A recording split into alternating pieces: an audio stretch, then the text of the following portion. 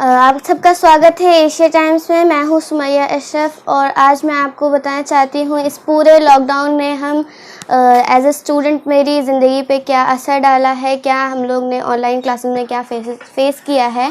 तो मैं ये आज आपको बताना चाहती हूँ। और इस पूरे लॉकडाउन में मैंने एक ये डायरी भी लिखी है। तो इस डायरी में मैंने ऐसा कुछ लिखा है ऑनलाइन क्लासेस के बारे में, वो मैं आपको सुनाना चाहती हूँ। तो ये बात है, जब मैं 5 साल की थी तो मेरे वालिदैन मुझे एक जगह ले जा रहे थे। मुझे उसके बारे में कुछ नहीं पता था। मैं खुशी खुशी उनका हाथ पकड़ के जा रही थी और अचानक एक गेट आया, उसके सामने मेरे माँ बाप मेरा हाथ छोड़ने लगे और फिर मैं इतना ज़्यादा घबरा गई कि क्या हो रहा है मेरे साथ। तो वो मुझे पता नहीं कहाँ छोड़ कर जा रहे थे। तो फिर मैंने वो इतना ज़्यादा रोने लगी, बहुत ज़्यादा रोई मैं। तो मेरे वालिदैन ने लास्ट टाइम एक बात कही थी कि छुट्टी हो जाए तो अपने भाई बहन के पास चली जाना। और मैं इतना रोई थी कि मैंने वो बात सुनी ही नहीं। और फिर मुझे एक कमरे में ले जाया गया। जब उन लोगों ने वहाँ पे बहुत सारे लोगों को कैद कर रखा था और वहाँ पे और भी बच्चे थे। और थोड़ी थोड़ी देर बाद एक बेल बजती थी और एक औरत आती थी और पता नहीं क्या क्या बोल के चली जाती थी। मैंने उस दिन ज़्यादा ध्यान नहीं दिया क्योंकि मैं तो थोड़ी हैरान थी कि क्या हो रहा है मेरे साथ। और फिर बहुत देर तक यही सिलसिला चलता रहा और फिर मेरे कानों में एक अजीब सी आवाज़ पड़ी। वो आवाज़ कुछ इस तरह थी कि टन टन टन टन टन। और फिर सब बच्चे बाहर की तरफ भागने लगे।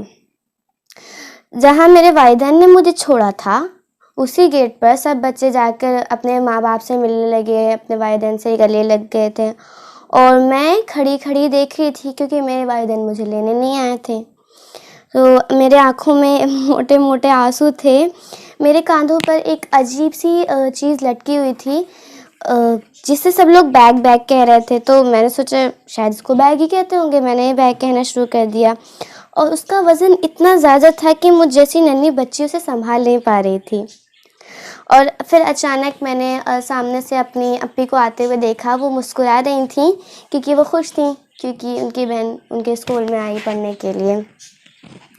अचानक मुस्कुराती हुई आई। उन्होंने मेरे आंखों में मोटे मोटे आंसू देखे और मुझसे सवाल किया कि सुमैया क्या हुआ, तुम क्यों रो रही हो। मैंने उन्हें सारा वाक़या बताया कि मेरे साथ क्या क्या हुआ। तो फिर उसके बाद वो हंसने लगी और मुझे गले लगा लिया और कहा मेरी छुट्टी होने के बाद फिर हम साथ घर चलेंगे।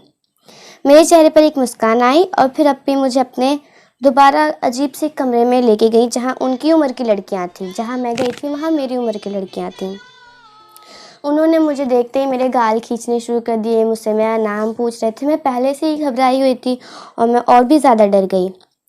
फिर उसके बाद उनकी क्लास में एक औरत आई, जैसे मेरी क्लास में आ रही थी बार बार। फिर सब लोग अपनी सीट पे चले गए। उन्होंने सबको सलाम किया, सब लोगों ने उनको। फिर उसके बाद मैंने भी खड़े होकर सलाम किया। फिर उसके बाद क्या हुआ, उन्होंने सबको कुछ काम दिया और वो सब बच्चे काम करने लगे। मैं इधर उधर देख रही थी कि क्या है ये, क्यों ये लोग अजीब सा कर रहे हैं बिहेव। वो मुझे बहुत प्यार से देख रही थी। फिर उन्होंने मुझे अपने पास बुलाया हाथों के इशारे से ऐसे करके। तो मैं डर गई, मैंने उनके पास नहीं गई। तो फिर उन्होंने कहा कि काम करो, तुम अपनी अप्पी के साथ आ जाओ। तो अप्पी मुझे अपने साथ लेके गई। उन्होंने मेरा नाम पूछा। मैंने अपने तोतले अंदाज में बताया मेरा नाम सुमैया है। वो मुस्कुराई। फिर मेरे अम्मी और अब्बू के बारे में पूछने लगी। मैंने सब बता दिया अपने अंदाज में। फिर आखिर में उन्होंने मुझसे एक अजीब सा सवाल किया, तुम कौन सी क्लास में पढ़ती हो। मैं डर गई। मैंने कहा ये कौन सा सवाल है। फिर उसके बाद अप्पी ने कहा कि मैम ये केजी क्लास में पढ़ती हैं। फिर वो अजीब आवाज़ दोबारा मेरे कानों में पड़ी। दोबारा गेट की तरफ बच्चे भागने लगे अपना बैग लटका कर। हम गेट पर पहुँचे तो वहाँ मेरे भाई बहन, अप्पी मेरी कुलसुम मेरी बहन और मेरे भाई वो वेट कर रहे थे मेरा। हम सब साथ में पहुँचे। फिर उसके बाद ऐसे ही सिलसिला चलता रहा। मैंने सबको सब कुछ बताया तो अब्बू ने कहा कि बेटा वो स्कूल है, आपको वहाँ पढ़ने के लिए भेजा गया है, तो आप वहाँ जाइए पढ़िएगा आधे दिन और फिर उसके बाद आ जाइएगा। फिर उसके बाद मैं रोज़ जाती थी अपने क्लास में जाती थी। और वहाँ बच्चों को कैद नहीं किया जाता था, बच्चे खुद आते थे पढ़ने के लिए। और जिन अजीब लोगों की मैं बात कर रही थी उन्हें टीचर्स कहते हैं। वो अपनी भाषा नहीं बोलते थे, वो हमें अपना अपना सब्जेक्ट पढ़ाते थे ताकि हम कुछ सीख सकें। ये सारी बातें मुझे सीखने को मिली वहाँ और भी बहुत सारे बच्चे थे। मैंने सोचा चलो उनसे दोस्ती की जाए, मगर मेरा मिजाज बचपन से ही बहुत ही ज़्यादा गर्म था, तो मैंने बात करने की कोशिश की, मगर मेरी लड़ाई हो गई उनसे। फिर मैम ने मेरे भाई को बुलाया और मेरी शिकायत की। घर गई तो सबने समझाया कि तुम्हें उन बच्चों से दोस्ती करनी है, ना कि उनसे लड़ाई करनी है। अगले दिन स्कूल गई, मैंने उनसे माफ़ी मांगी, मैम ने हमारी दोस्ती कराई। अपने दोस्तों के साथ मैं खेलती थी, लंच करती थी, बहुत घुल मिल गई थी बहुत अच्छे से। फिर हमारे एग्ज़ाम्स हुए, एग्ज़ाम्स का रिज़ल्ट बहुत अच्छा आया। घर में सब खुश थे, मतलब मेरे भाई बहन, और मेरा भी रिज़ल्ट काफ़ी अच्छा आया था। फिर जब मैं क्लास में पहुंचती थी तो सब बच्चे क्या, हम सारी दोस्तें एक दूसरे को देखकर बहुत खुश होते थे। और जब टीचर हमारे क्लास में नहीं आती थी तो वो लम्हा बहुत ज़्यादा कीमती हो जाता था हमारे लिए। उस वक्त हम खेलते थे, शोर मचाते थे, टीचर्स की नकल उतारते थे। दूसरी क्लास की टीचर आती थी और हमें खूब डांटती थी, मगर हम मानने वालों में से नहीं थे। हम अपनी मस्तियाँ जारी रखते थे, मगर हर वक्त सिर्फ मस्ती का नहीं होता, हम खेल के साथ पढ़ाई भी करते थे, साथ में एक दूसरे की मदद करते थे। हम साथ बैठकर लंच करते थे, कोई चिकन लाता था, कोई सब्ज़ी लाता था, कोई रोटी लाता था, कोई कुछ लाता था। लंच बड़े शौक़ से खाते थे हम।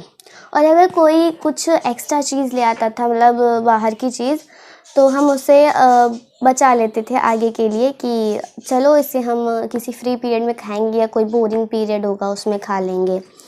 कभी कभी तो हम भूल जाते थे, मगर ये सिर्फ बहुत कभी कभी होता था कि हम भूल गए, ज़्यादातर हम खा जाते थे।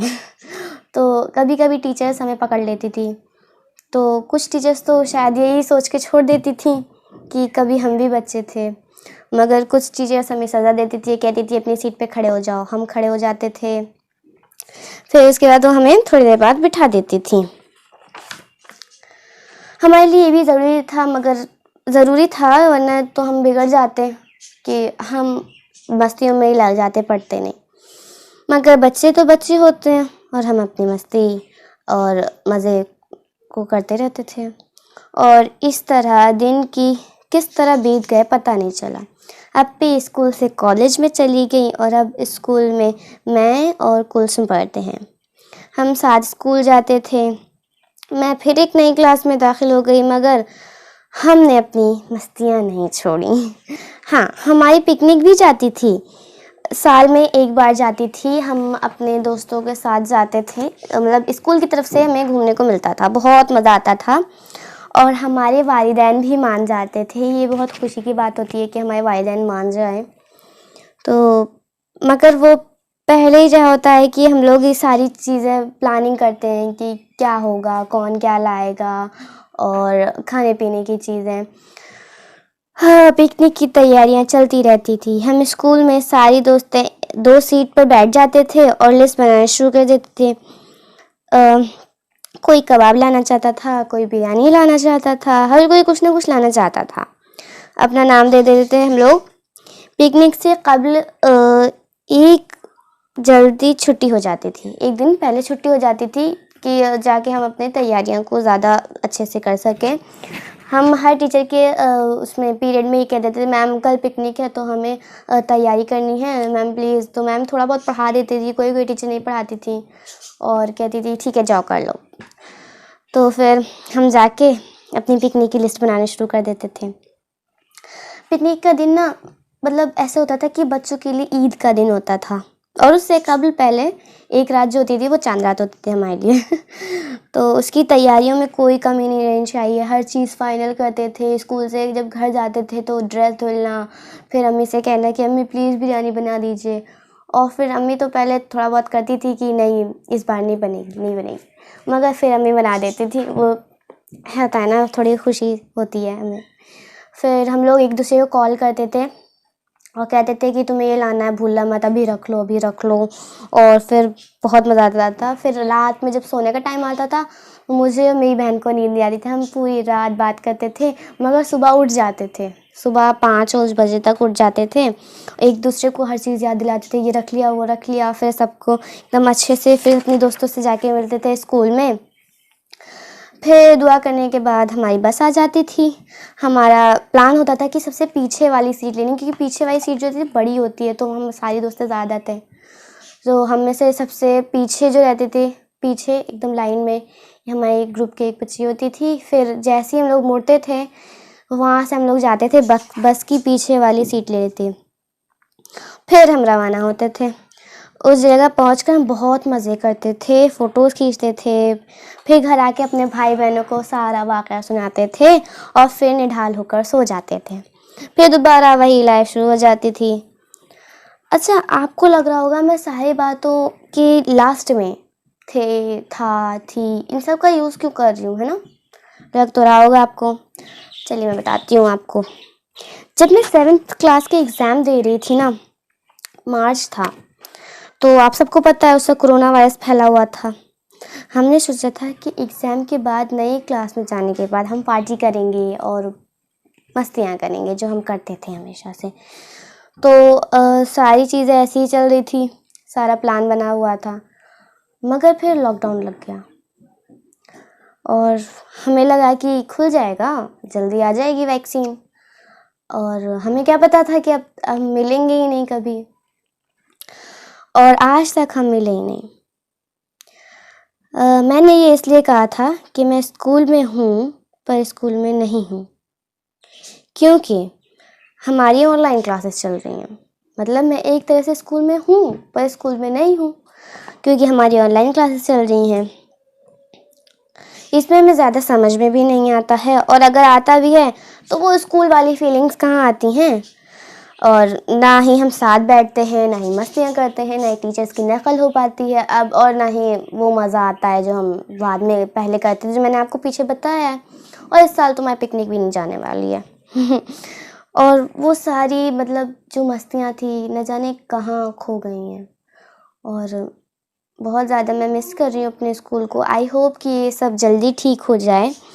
अच्छा, हम पहले चाहते थे हर दिन संडे की तरह होना चाहिए, मगर हमने कभी ये सोचा था कि एक दिन ऐसा आएगा कि संडे ही बन जाएगा हर दिन। और इसलिए हमें जैसा भी वक्त मिला है, हमें उस वक्त में एंजॉय करना चाहिए। हम पिछली लाइफ में कितने बिजी थे, हर कोई हमें कहता था कि चलो कहीं चलते हैं, तो हम कहते थे नहीं यार स्कूल का काम है। बड़े लोग कहते थे ऑफिस जाना है, यहाँ जाना है, वहाँ जाना है।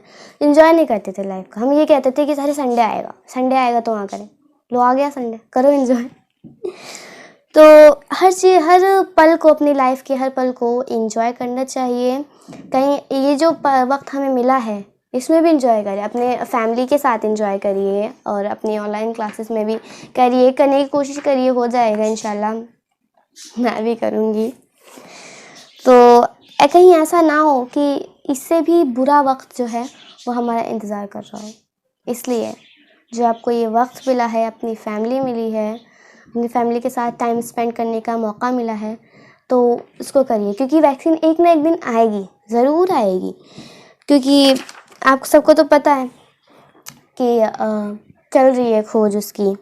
अल्लाह ताला ने कहा है कि हर मर्ज़ से पहले, हर बीमारी से पहले उसका इलाज आता है, तो आएगा। इसकी उम्मीद हमें अपने साथ रखनी चाहिए हमेशा, और इंशाल्लाह हम सब अपनी लाइफ को एंजॉय करिए और हमेशा खुश रहिए, दूसरों को खुश रखिए, और ऐसे हालात में किसी का भी दिल ना दुखाइए, क्योंकि हमें कुछ नहीं पता है कब क्या हो जाए हमारे साथ। इसलिए तो ये थी मेरी आज अब तक का मेरा जो सफ़र था वो मैंने इसके अंदर लिखा है और मैंने आपके सामने वो पेश कर दिया है। उम्मीद है आपको ये पसंद आया होगा। अगर पसंद आया तो हमारे एशिया टाइम्स को लाइक करिए और इसे सब्सक्राइब करिए और मेरी वीडियो को शेयर करिए और हमारे साथ बने रहिए। अल्लाह हाफ़िज़।